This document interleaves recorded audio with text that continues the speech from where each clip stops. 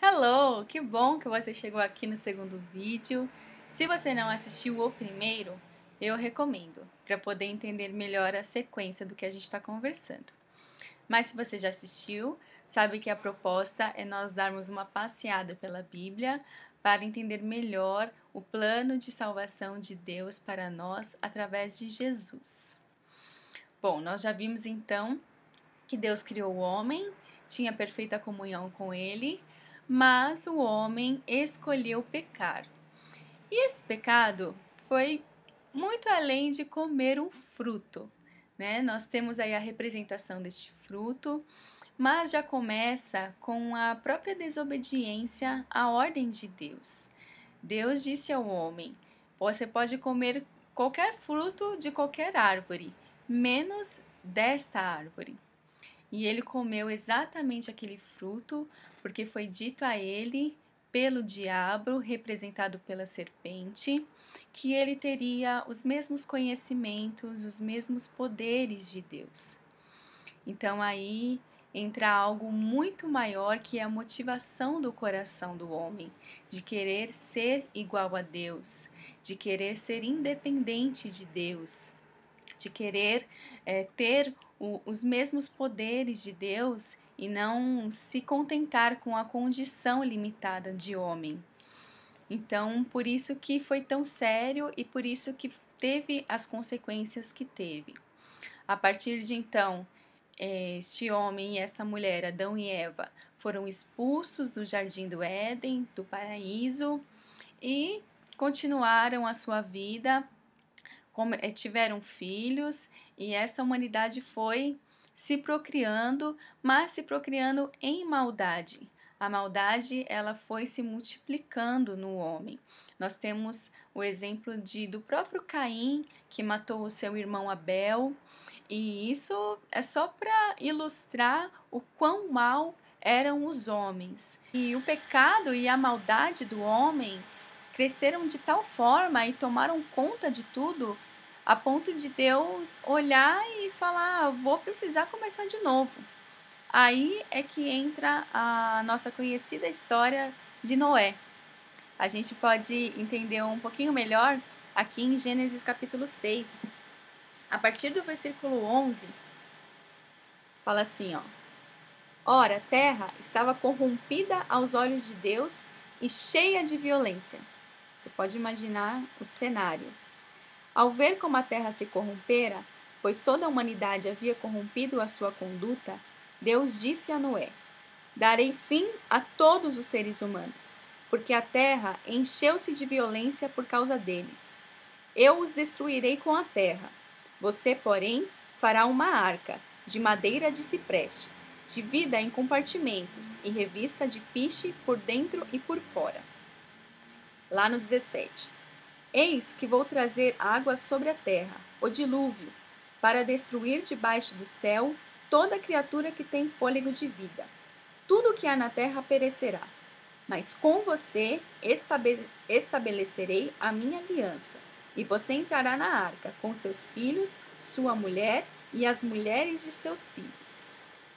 Aí lá no versículo 7, no capítulo 7, então o Senhor disse a Noé: entre na arca, você e toda a sua família, porque você é o único justo que encontrei nessa geração. Então eu faço até questão de enfatizar essa parte por causa de um certo filminho aí que tá bombando no cinema, para que nós possamos entender como realmente foi a história da humanidade e como Deus interveio através de Noé. E como Noé era um homem justo, um homem íntegro diante de Deus, um homem fiel, a ponto de ser escolhido por ele para dar continuidade à humanidade. E assim foi, né? A família de Noé, os filhos de Noé, eles se multiplicaram e foram dando continuidade e foram repovoando a terra. E aí nós chegamos em Abraão. Abraão, assim como Noé, também era um homem justo, um homem íntegro, um homem fiel a Deus, e foi escolhido por ele para dar início a um povo. um povo especial, um povo que é protagonista de toda essa nossa história.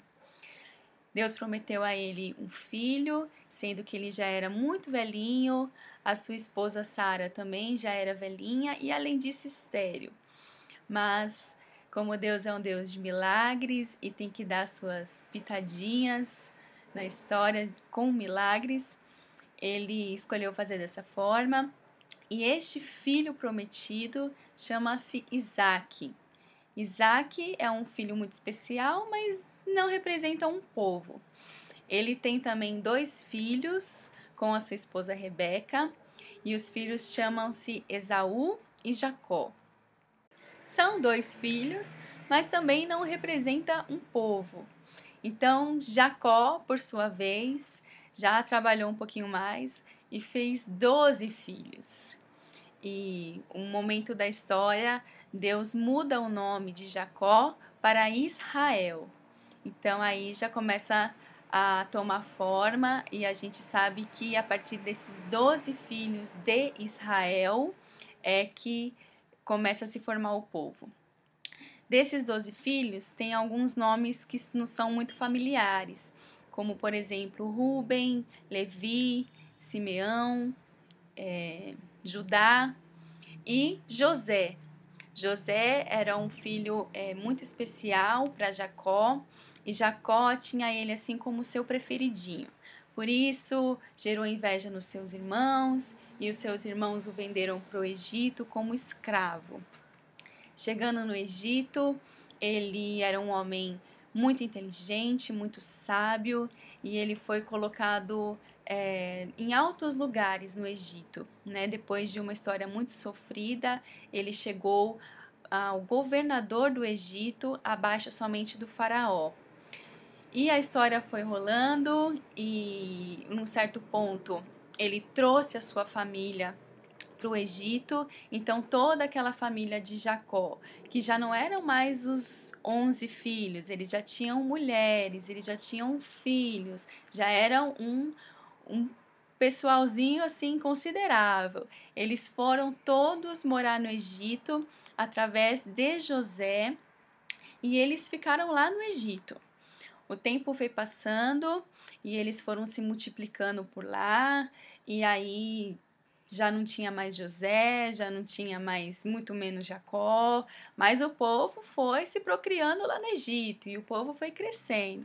Depois de algum tempo, o faraó do Egito olhou assim e falou: poxa, tem um povo aqui na minha área, um povo estrangeiro que não para de crescer, que está ficando forte, então a gente vai ter que dar um jeito de controlar esse povo.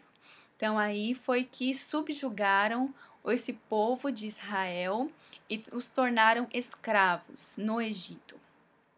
Então, nós temos aí um tempo de 430 anos que o povo de Israel foi feito escravo no Egito.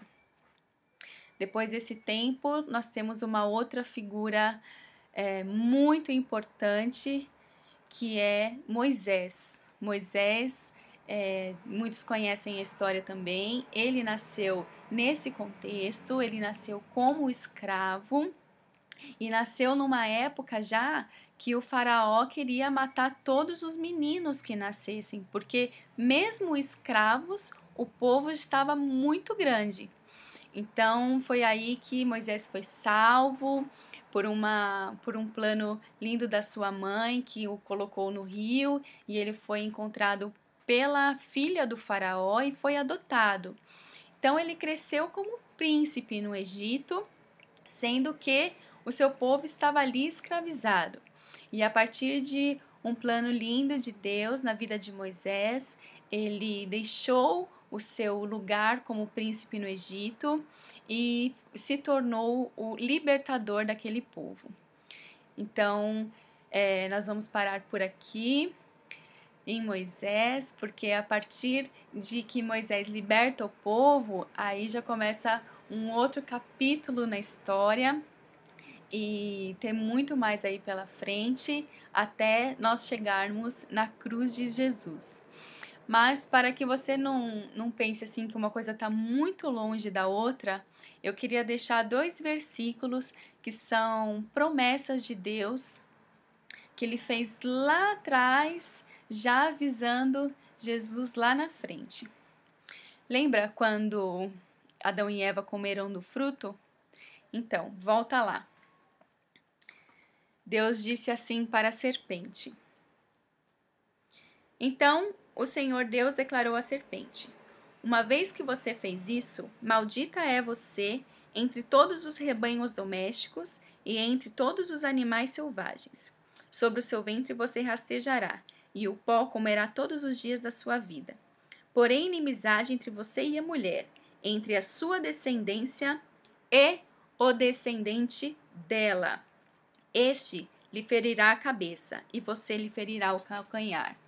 Aqui, logo depois que acontece a queda, o pecado, Deus já promete que enviará um descendente da mulher que ferirá a cabeça da serpente, ou seja, que acabará com o plano de pecado do diabo para a humanidade.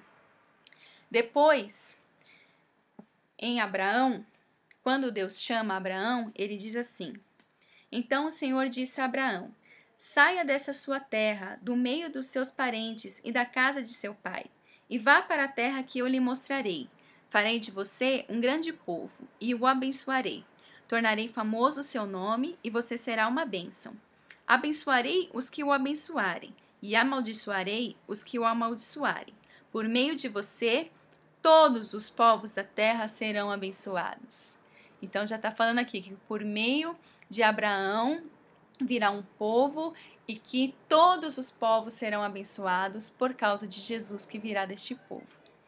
Então estamos aqui, dá uma respirada, eu também vou respirar para a gente poder absorver tudo e continuar no próximo vídeo, tá bom? Espero que você clique lá.